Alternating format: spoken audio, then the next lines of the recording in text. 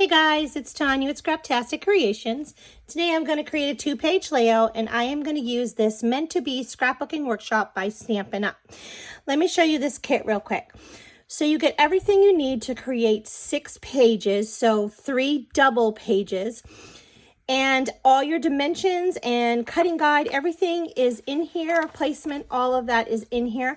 I love these books. Keep them when you're done with them, and you can recreate these with different paper. And this is like a little sketchbook, so you can put it in a binder with any of your other workshop guides, and you got yourself a sketchbook. In this kit, you get all the photo placement cards that you need to create these layouts. Now, I am not going to do this. I am going to do my own thing. But if you want to follow along, you get plenty of cards if you don't have your photos printed already. So this is the paper collection that comes with this workshop, the scrapbooking workshop. And these papers are double-sided. They're super cute and super fun. Now, these 4 sheets are exclusive to the Scrapbooking Workshop kit. So I wanted to show you those, and they are not double-sided. But let me show you the difference real quick. So this is the paper collection, and these are also all double-sided. Now, this is just the paper, and this is the Scrapbooking Workshop kit. So they're a little bit different. They all coordinate. You have some of the same prints, but then some of them are different. So I always get both because I like to mix them up and have additional paper. But that's totally not necessary because, like I said, everything you need, and you'll have some extra pieces to do those 6 pages. So you get the cardstock that you need to do those kits as well. And all of the cardstock is 2-tone, so it's double-sided, and I love that. This is my favorite part. So you have your stickers, and these are super fun. They're a high quality. You get some titles and some little words, a journaling strip. These are fun. And this is my absolute favorite piece, and I'm not sure you'll be able to see, and I can't wait for you to see what I'm going to do with this, but they are little die cuts, and these are full of little die cuts, and you have hearts and flowers, and they're just super fun. So I'm excited to show you. So let me show you my photos so you can see why I chose this paper collection. This is my niece Lillian, and this was her 7th birthday. So I thought these photos went really well with this paper. They matched really nicely with what she's wearing, her little Lilo and Stitch there. And so I thought this would be fun to use. Okay, so I'm wanting to choose 3 patterns, and I pulled these out. I thought these were great colors. They matched her outfit and her cake. They're perfect. And I'm looking at these and trying to decide which one I want to use. Oh, I really love this one. This is probably one of my favorites, and I like these together. So if I would, oh, I love these little hearts. And I love these little hearts, but I have another idea for hearts for that other die cut sheet that I want to use. So I'm going to veto that. And then I definitely want to bring in this blue color, so I think I need to bring that in. And I like this one a little more. It has little flowers on the cake. I like that a little more than this one. So then we have 3 colors here, and I'm going to have a bottom and a top in the middle, and then a pattern out to the side. And I really do like those. Those are really nice. But I think I need a little bit of plain in there behind my photos because this is a little busy. So I'm probably going to go with this one. Okay, I cut these pattern pieces down, and I'm going to put this here, and it's going to leave like a 1/4 of an inch around. And this one will go on the opposite side. And then these sheets are going to go about here, and then this one is gonna go here, and I'm gonna leave a space in the middle, and I'm gonna keep that about a 1/4 of an inch. And then I'm gonna move this on this side, and then this on this side, and these will go underneath. Okay. And then I want to show you something real quick.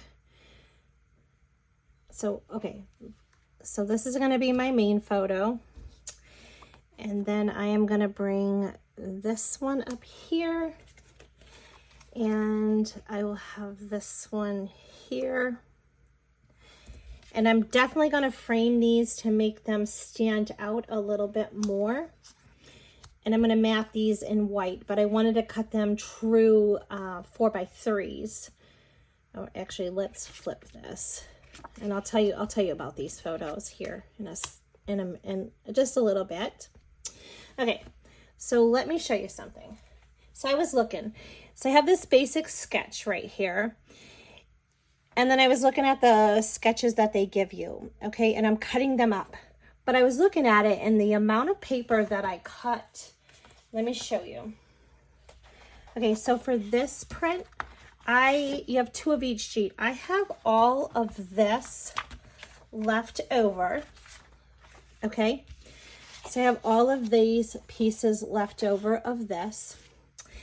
And then of this piece of paper, I have these sheets left over, okay? And then of this one, I have all of this left over.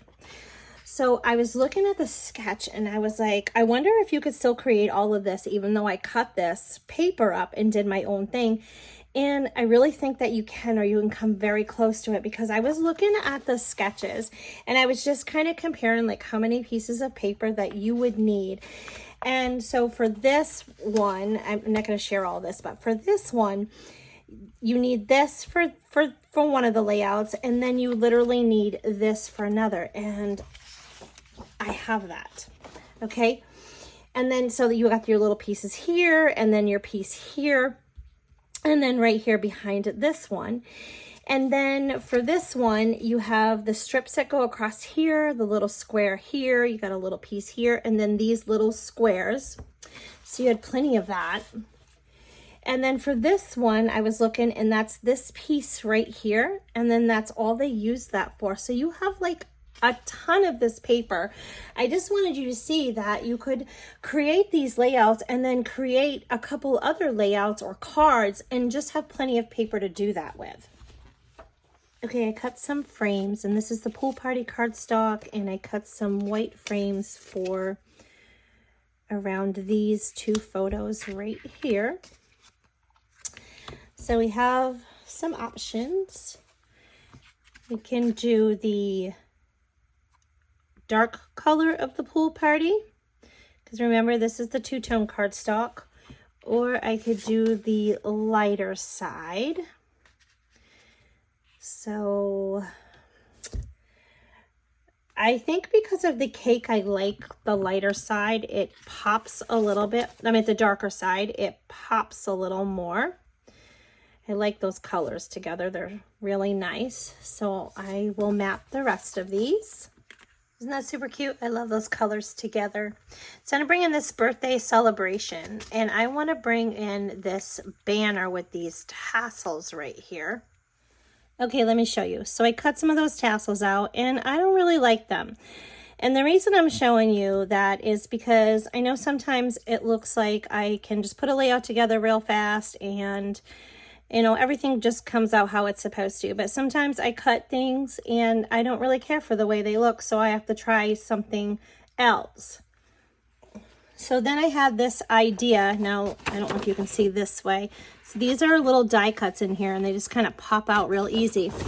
And there is rows of hearts and rows of flowers. And I had a thought that I would cut this. So there's all these different flowers. So I thought I would, hearts. So I thought I would poke out these hearts of each one of these, and then I would cut this straight down, and you'd have each one of these strips with these hearts, and I would put that right here or on the edge.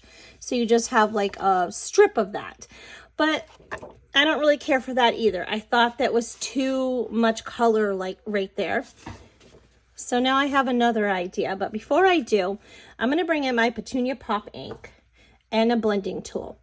And I'm going to put a little bit of ink around these papers. And normally I do this with a dark color, but I'm going to do it. I want this still soft and subtle, but I want to give it just a little bit of an edge to where it kind of stands up off this background and separates a little bit more right here. You know, there's a white background here, and if I put ink around there, it's going to make that pop up a little bit more. So this is just something real quick that I'm going to do, and it's real easy. This is also going to give it a lot more detail, and this is one of the easiest ways to give your layout some detail. I just wanted to give you one more look before I did this side. So I just wanted you to see the difference between this side and then this side. You see how this kind of pops a little bit more, and then this blends in the papers in the background. So this is really the simplest way to add detail to your layout. Okay, this is the stamp that went with this paper collection, Be My Valentine. And what I love about this is these metal dies. I found these balloons, and I cut out each one of those balloons out in glitter cardstock. I love this glitter paper. This is not like any other glitter paper. And I believe that this glitter paper is in the last chance list, so it's at a discount. This is the best shimmer paper, glitter paper ever. With my other glitter papers, no matter what one I had, stuff always come off on my project or on my cut or on my embossing mat, or you know, you go cut your paper, your glitter paper with your paper trimmer. This does not come off. This is awesome glitter paper. Okay, so I love this. Okay, so let me tell you what I did. I brought in my baker's twine. This is the essentials pack, and I took out the white, and then I used my Stampin' Seal, and I literally took my balloon and I ran just a tiny bit here, just enough that I could place my string on here, and then I wrapped it, added a glue dot, and then put my final piece down and then cut it so I had a long string like that, because I want to gather them. Aren't those super cute? I really love the way those balloons look. Let me just show you the glitter paper that I used to make those balloons. These are the In Colors 2024 to 2025. And I used this Petunia Pop and then the Pretty in Pink. And these are on the last chance sale, and they're like $6. So definitely grab those. They're really pretty colors. Then I used this glimmer paper, and I used it for the pretty lagoon colored balloons, and then these purples. And you can see they're kind of a different shade, and that is because, let's see if you can see this paper. This is the Ombre glimmer paper, and so I love that. I thought that was super pretty. So let's see if you can see on here. You see how that has like that ombre effect? Isn't that beautiful? So those are the two shimmer glitter papers I used. So I did not like the tassel, but I went ahead and I cut this banner in this cute little pattern. I thought these were adorable, so I was able to bring those little hearts in, and then I edge distressed that as well in that Petunia Pop. And I thought we could just run these right across the bottom down here. Aren't those cute? I love them. I also cut some tags from a basic tag shape, and this is the Petunia Pop cardstock, and this is the back side of this. And I'm going to use, this is my journaling, and I'm going to make this interactive in my layout. I do want to still do this part right here, but I was thinking that these would go down here, but I did already glue that, so I'm going to kind of break that glue up a little bit. But I was thinking that these would look really pretty up here. Now I want to work on that title. I'm going to cut some letters using my Alphabet a la Mode dies. I love these die cuts. You get multiple of some of the most popular letters, the R's, the S, the T's, the A's, the E's, and I think these are fabulous. And then I'm also going to use my mini alphabet, and this is pretty cool too. The metal die is like one plate. Let me show you that real quick. So I cut these letters out in black. I always have a little baggie of little stash in there of letters. I cut some of those letters out in my Petunia Pop cardstock, and then I cut 2 layers that way there. I glued them together and gave them a little more dimension. And then I cut a set of letters out with that beautiful Petunia Pop glitter paper, and I cut the number 7 from that birthday stamp set that had the banners on it. So let me tell you a little bit about this birthday girl. This is my niece Lillian, and Lillian lives in New England.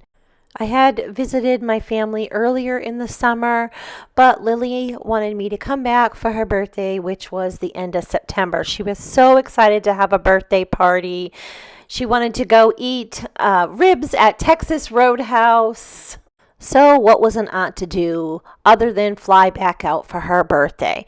But this birthday did not go as planned. Her mommy ended up getting really sick and ended up going to the hospital and spending her birthday at the hospital.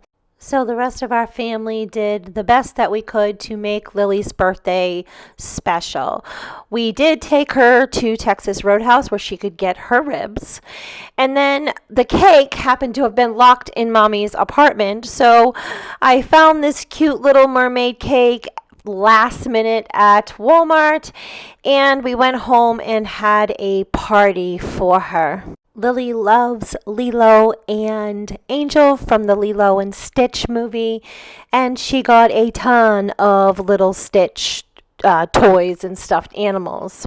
So in spite of a birthday gone wrong and how worried Lily was about her mommy, we were able to put some smile on her face, and I'm so happy that I got to be there and celebrate Lily's birthday with her. I added some Petunia Pop ribbon to those tags with a little bit more of the baker's twine, and I also added that twine down at the bottom along with some bows, and I think that came out super cute. What do you think? Here's a closer look at that layout. Isn't that cute? Leave me a comment if you'd like to share a crazy birthday story with me, and to give me a thumbs up if you've enjoyed this process video, and please subscribe to my channel. I'm trying to grow my YouTube channel, and I really appreciate your support. Here's another video I really think that you'll enjoy.